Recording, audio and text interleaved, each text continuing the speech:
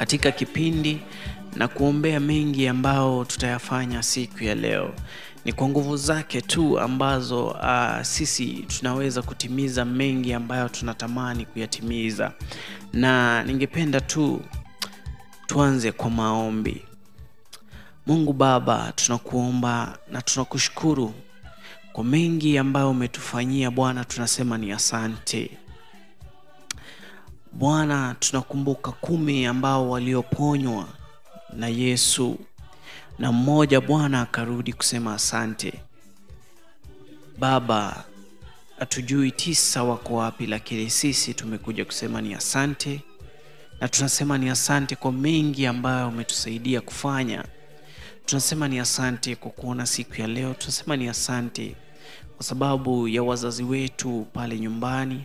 Tunasema ni asante kwa sababu ya mengi, Mungu wa Israeli, Mungu wa Yakobo, umeweza kutusaidia kufanya.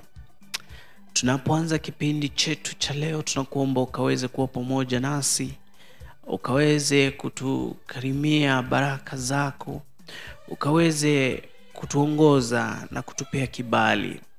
Msikilizaji na mtazamaji wetu popote alipo Bwana, ninakuomba ukaweze kumbariki, ukasikize maombi ya mioyo yao. Na Bwana, tunakuomba kwa sababu wewe tu ndiwe unayetenda.